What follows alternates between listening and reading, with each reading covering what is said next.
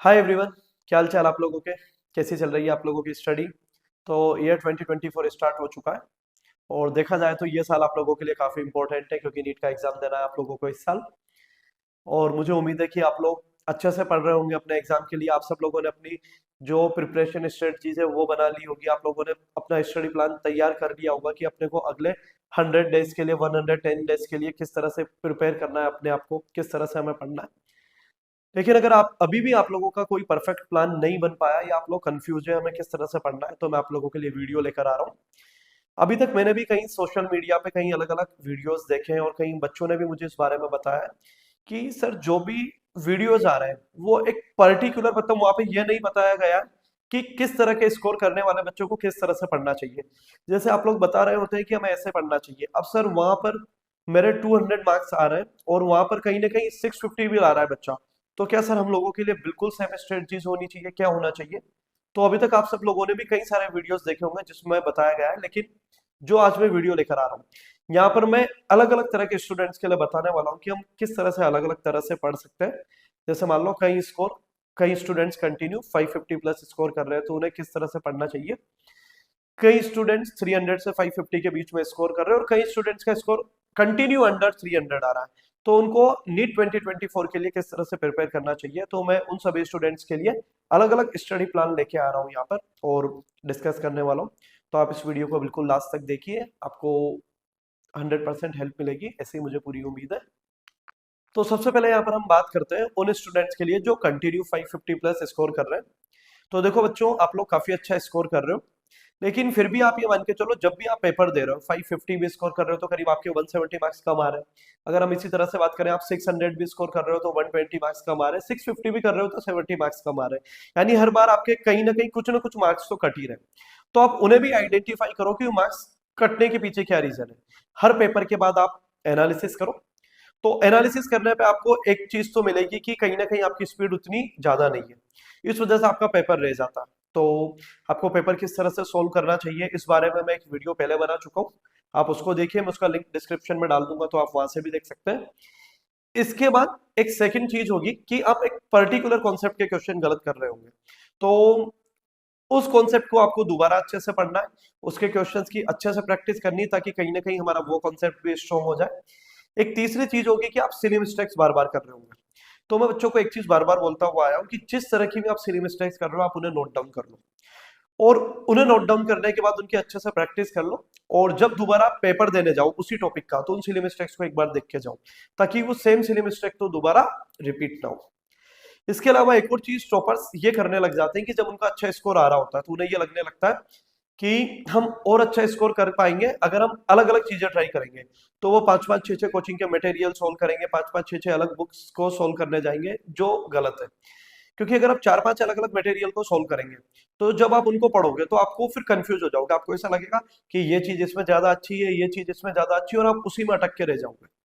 तो आप एक या दो चीजें फॉलो कीजिए लेकिन उन्हें अच्छे से पढ़िए। और पिछले 4-5 साल से अगर हम नीट के पैटर्न को भी देखें जो एनटीए पेपर बना रहा है, कोई बहुत अच्छे या बहुत भारी क्वेश्चन नहीं आ रहे कि बहुत ज्यादा डीप नॉलेज के साथ आ रहे हो, पेपर नॉर्मल सा आ रहा है।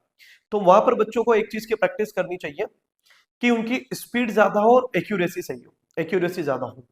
मतलब ऐसा कि कम टाइम में उनको जल्दी क्वेश्चन सोल्व करना है और नंबर ऑफ क्वेश्चंस उनके ज्यादा सही होने चाहिए, ऐसा नहीं हो कि काफी ज्यादा नेगेटिव हो रहे हैं, नेगेटिव मार्किंग कम से कम होनी चाहिए। तो आपको इस तरह से पढ़ना चाहिए। बाकी आपका जो भी स्टडी प्लान है, जिस तरह से भी आप पढ़ रहे हो, कंटिन्यू आप अच्छा स्कोर कर रहे हो तो उसको चेंज करने की जरूरत नहीं है, तो आप बस इसे फॉलो करते रहिए। अब अगर हम बात करें उन स्टूडेंट्स के लिए जो 300 से लेके 550 के बीच में स्कोर कर रहे हैं तो उन्हें क्या करना चाहिए। तो मैं सबसे पहले आप लोगों को ये बताना चाहूंगा कि जो आप लोगों का स्कोर आ रहा है ये बिल्कुल खराब नहीं है। अगर आप यहाँ पे थोड़ी और मेहनत करते हो तो आप लाइन के उस पार पहुंच जाओगे। और जैसा कि आप लोगों का स्कोर है कहीं ना कहीं ये रिफ्लेक्ट भी कर रहा है कि आप लोगों के बेसिक्स ठीक ठाक है। हम ये नहीं बोलेंगे बहुत अच्छे हैं। जैसे मान लो पेपर में कोई क्वेश्चन आया और आप उसका फॉर्मूला पढ़कर गए थे, तो जैसे आपने क्वेश्चन देखा, वैल्यू पुट करी और सोल्व करा और आंसर आ गया। लेकिन क्वेश्चन जैसे ही थोड़ा सा अच्छा कर दिया गया, कॉन्सेप्ट थोड़ा सा घुमा दिया गया, थोड़ा मॉडिफाई कर दिया गया, तो आप लोगों का वो क्वेश्चन गलत हो जाएगा या आप बना ही नहीं पाओगे। इसका सिंपल मीनिंग ये है कि आपका बेसिक्स ठीक ठाक है लेकिन आपको आपको उसकी इतनी डीप नॉलेज नहीं है। तो आप क्या करो यहाँ पर, जब भी कोई कॉन्सेप्ट पढ़ते हो तो आपको उसके फॉर्मूला बेस्ड क्वेश्चन हो जाने के बाद इसका मतलब है ये इजी क्वेश्चन है, ये हो चुका है। इनकी आप बार बार प्रैक्टिस करो, इससे आपकी स्पीड इंप्रूव होगी। और उस कॉन्सेप्ट के फिर कुछ अच्छे क्वेश्चन भी सोल्व करो। जब हम बहुत अच्छे क्वेश्चन सोल्व करेंगे तो अपने को उस कॉन्सेप्ट की डीप नॉलेज भी होगी, तो आपको ये ट्राई करना है। इसके अलावा आप सबसे पहले अपना सिलेबस ट्रैक करो। सिलेबस ट्रैक करने का क्या मतलब है कि आप पहचानो कि कौन कौन से चैप्टर ऐसे हैं जो आपके बहुत अच्छे हैं, कौन कौन से चैप्टर आपके ठीक ठीक है, कुछ आता है कुछ नहीं आता है, कौन कौन से ऐसे चैप्टर है जो आपको बिल्कुल नहीं आता है। तो आपको जब आइडिया होगा कि मेरे ये चैप्टर मुझे करने चाहिए, ये स्कोरिंग है, तो आप लोगों का स्कोर ऑटोमेटिकली बढ़ता हुआ जाएगा। तो सबसे पहले आप उन चैप्टर्स पे फोकस करो जो चैप्टर्स आपके ठीक ठीक है, क्योंकि जैसे ही आप उन्हें कंप्लीट करोगे तो आपको ऐसा होगा कि वो चैप्टर्स कंप्लीट हो जाएंगे, तो कॉन्फिडेंस आएगा कि हाँ मुझे ये चैप्टर्स भी आते हैं। उसके बाद आप उन चैप्टर्स के लिए जाओ जो आपको बिल्कुल नहीं आते, उन्हें कंप्लीट करो। और उसमें भी आप सबसे पहले प्रायोरिटी उन्हें रखो जो स्कोरिंग चैप्टर्स है, या कुछ ऐसे चैप्टर्स है जो आपस में बहुत रिलेटेबल है कि जैसे ये चैप्टर करेंगे तभी हम आगे के कर पाएंगे, तो उन चैप्टर्स को कंप्लीट करो। और आप इसके अलावा पीवाईक्यू क्वेश्चंस को अच्छे से सोल्व करो। सबसे पहले उनकी टैगिंग कर लो आप एक बार।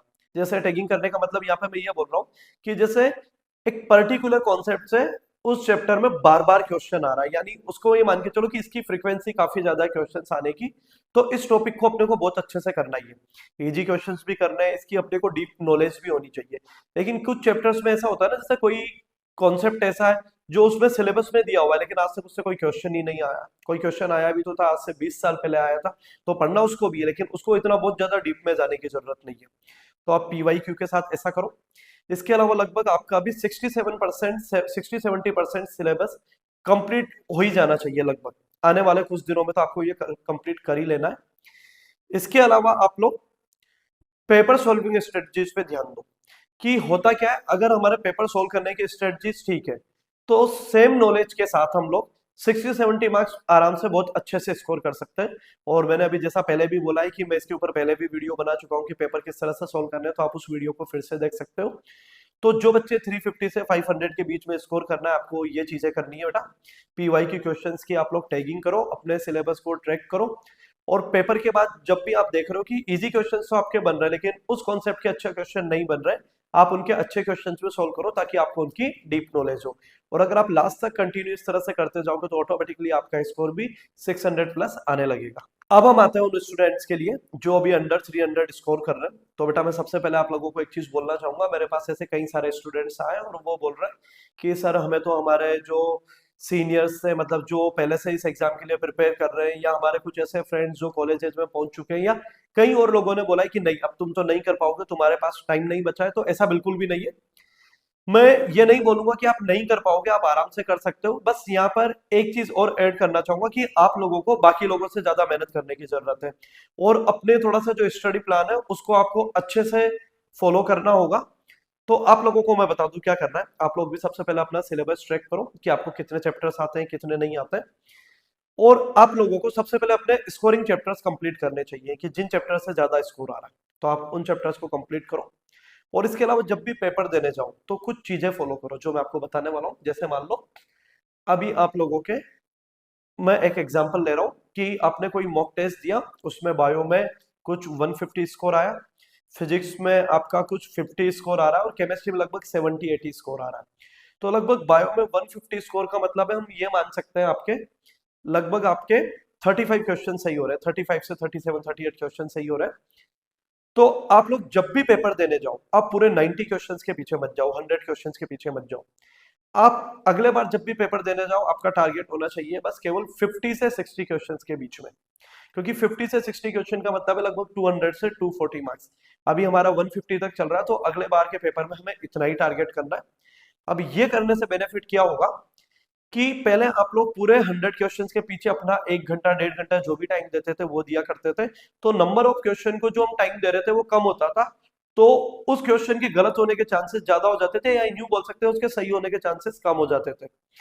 लेकिन अब अगर हम किसी एक क्वेश्चन को ज्यादा टाइम देंगे तो हमारे उस क्वेश्चन के सोल्व होने के, सही होने के चांसेस ज्यादा हो जाएंगे। सेम काम आपको केमिस्ट्री में करना है। जैसे केमिस्ट्री में आपके मान लो 80 मार्क्स आ रहे हैं, यानी 20 क्वेश्चन आपके सही हो रहे हैं, तो अब अगले बार टारगेट लेके जाओ आपको केवल 25 से 30 क्वेश्चन सोल्व करना है। पहला बेनिफिट तो इसका यह होगा इसलिए कि आप ज्यादा टाइम दे पाओगे, और सेकंड बेनिफिट ये होगा कि वो क्वेश्चंस जो हमको नहीं बन रहे हैं हम उनमें अगर अपनी एनर्जी लगा देते हैं तो देखो, है तो हम सब लोग ह्यूमन ही, तो जब हम उनके अंदर एनर्जी लगा देंगे तो टाइम के साथ धीरे धीरे हम एग्जॉस्ट भी होने लग जाते हैं। तो बाद में जब हम इजी क्वेश्चंस की तरफ भी बढ़ रहे होते हैं, तो उनमें भी हमारा एनर्जी लेवल जा चुका होता है, टाइम की कमी हो चुकी होती है, तो आते हुए क्वेश्चंस भी हमारे गलत हो जाते हैं। तो आप लोग इस तरह से पेपर को सोल्व करो और अपना सिलेबस चेक करो और अपने स्कोरिंग चैप्टर्स को कंप्लीट करते हुए चलो। बाकी कंटिन्यू मेहनत करते हुए चलोगे तो आपके आराम से नंबर बढ़ने लगेंगे, और कुछ टाइम बाद फिर से मैं आप लोगों के लिए वीडियो लेकर आ जाऊंगा कि आप लोगों को किस तरह से अब आगे और बढ़ना चाहिए। तो इस वीडियो में मेनली मैंने उन सभी स्टूडेंट्स के लिए बात कर ली है जिनका अलग अलग स्कोर आ रहा था और उनको किस तरह से प्रिपेयर करना चाहिए एग्जाम के लिए। फिर भी अगर आप लोगों को लगता है कि कोई एक पर्टिकुलर प्रॉब्लम जिसको अभी तक मैं डिस्कस नहीं कर पाया हूँ, या आप लोगों को लग रहा है कि सर ये हमारी ये प्रॉब्लम है, हमें इसे किस तरह से सोल्व करना चाहिए, तो आप लोग मुझे बता सकते हो। आप मुझे इंस्टा पर भी पर्सनली अपना मैसेजेस सेंड कर सकते हो कि सर हमें ये प्रॉब्लम आ रही है, हम इससे किस तरह से डील कर सकते हैं, तो वहां पर मैं आपको इसके बारे में बता सकता हूँ, हम उसके बारे में बात कर सकते हैं। और मुझे उम्मीद है कि आप लोगों को इस वीडियो से हेल्प मिलेगी, और इस वीडियो को आप अपने फ्रेंड्स के साथ, अपने, अगर आप लोगों के कोई ब्रदर सिस्टर्स वगैरह एग्जाम्स के लिए प्रिपेयर कर रहे हैं तो आप उनके साथ शेयर कर सकते हैं। और मेरे वीडियोज को इसी तरह से आप पसंद करते रहिए, और मेरे चैनल को मैक्सिमम टू मैक्सिमम सब्सक्राइब कीजिए।